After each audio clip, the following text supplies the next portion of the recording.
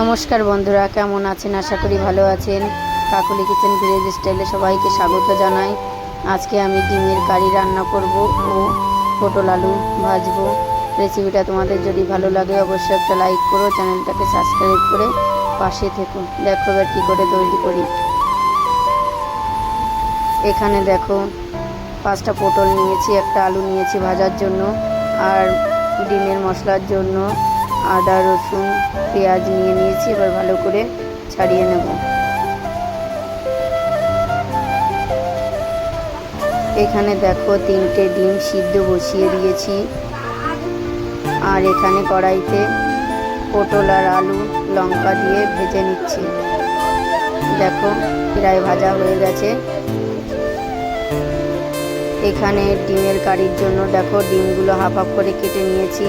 এখানে একটা বড় পেঁয়াজ কেটে নিয়েছি, আর আদা জিরে পেঁয়াজ রসুন বেটে নিয়েছি। এবার দেখো কি করে তৈরি করি। প্রথমে ডিমটাকে লবণ হলুদ মাখিয়ে হালকা লাল লাল করে ভেজে নেব। একটা ডিম দেখো আস্ত রেখেছি, ছেলে বলছে মা আস্ত রাখবে।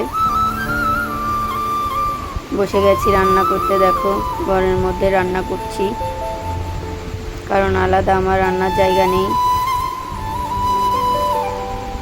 এখানে দেখো কালো জিরে ফোড়ন দিয়ে পেঁয়াজটাকে লাল করে ভেজে নিয়েছি। এবার সব মশলা লবণ হলুদ দিয়ে ভালো করে কষিয়ে নিচ্ছি।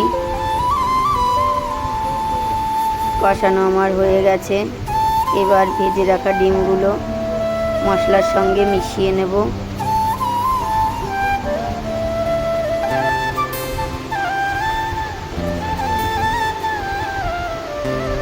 দেখো পরিমাণ মতন জল দিয়েছি। এবার জলটাকে ভালো করে ফুটিয়ে নেব।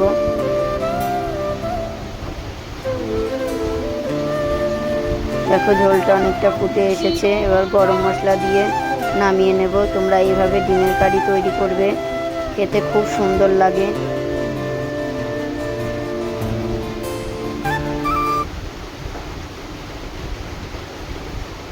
ডিমের কারিটা নামিয়ে নিয়েছি।